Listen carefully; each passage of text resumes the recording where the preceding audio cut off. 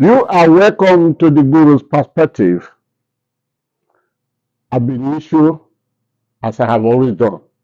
Please, your comments are very, very necessary. That is the only mirror through which we can know how we are dressed. And that is the only means through which we know which area that is meant for correction, what ought not to be, and what should be. So please, the comment box is there. Drop your comment. Of course, you are watching this because you subscribe. You comment, then you share it. That's the only way to move this very, very important assignment to nationhood that the Guru have created for himself. That's the only way we can move it to a conclusive place of logicality. Thank you for that. Now, we cannot run away into many other matters. For example, what is happening in Russia is of importance. Another opposition of opponent of Putin have been killed, just as he will be killing all of them. Maybe for that reason, I will not comment on Russia because the other day, Joe Biden, the president of the United States of America, made a statement that Putin is a killer. And when Putin was asked that, look at the comment, then Putin said, well, it takes one killer to know another killer. So that's how he put it. Those are very, very touchy issues. But how would I run away from my country where the land is boiling? No peace. People are dying. People are starving. And the government is not silent. But what is it doing?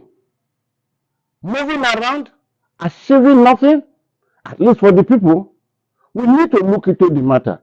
And the purpose of always going into what is getting against Nigeria is for us to find solution. People like the Guru that keep talking, they are those that President Bola Tinubu should praise, should welcome, should shake their hands because they are your helpers.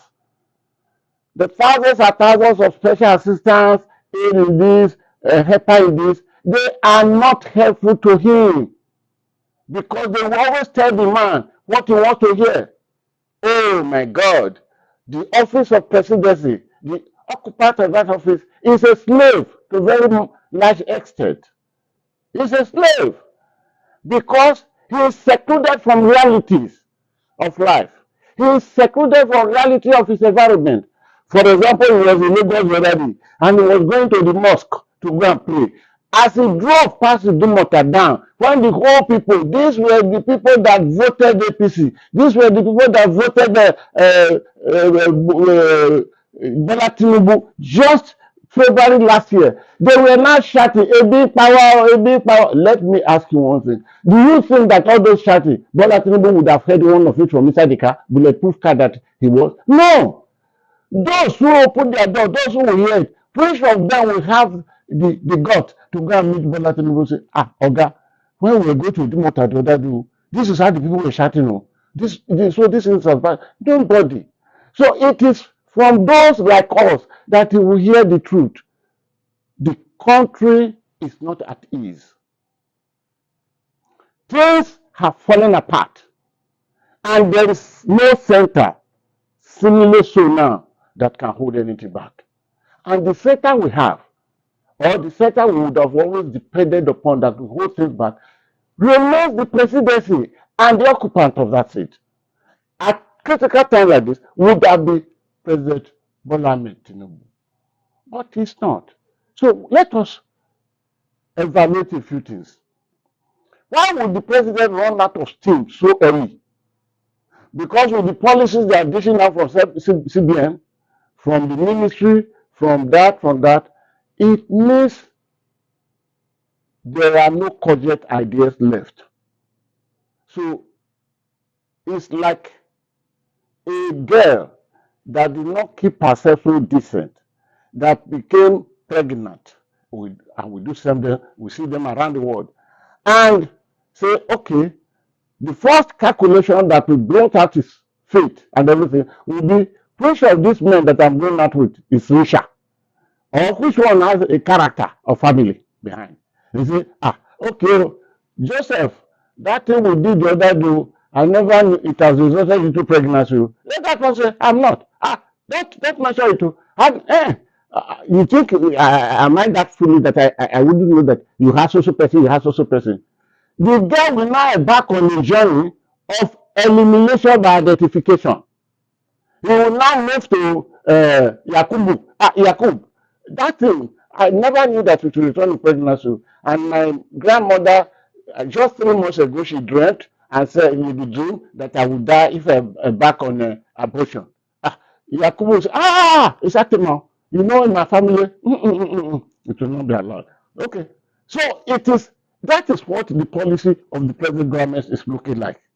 They bring this tomorrow, it has no solution. It will increase the problem. They bring that tomorrow, it means there are no more ideas, no solution. So they are just trying. It is elimination by identification. And is it supposed to be there?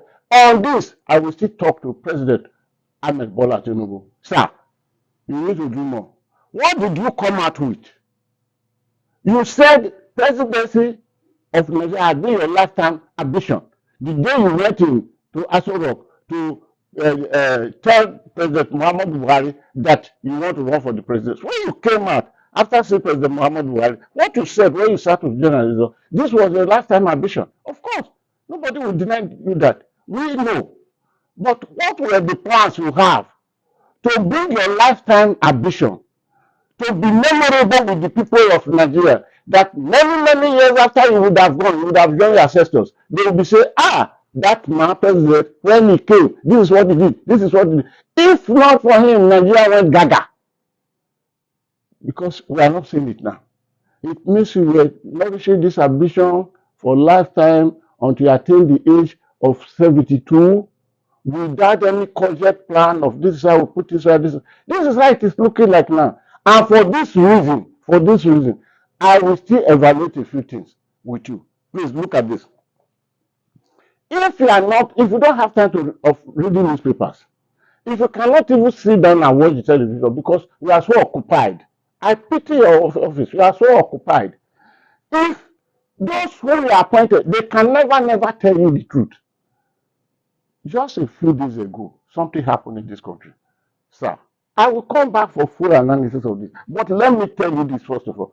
The Emir of Kano received August visitor. Your wife was in Kano. She paid a courtesy call on the Emir of Kano. And the Emir of Kano sat your wife, Madam Remi Tinubu, sat your wife down and said, Madam, please, when you get back home, help me tell your husband, because others may not tell him that people are dying. In my domain here, tradition is closer to the people than any other thing. My people are dying, they are starving, there is hunger in the land, and no one can take no more 2 square meals. He sent your wife to you.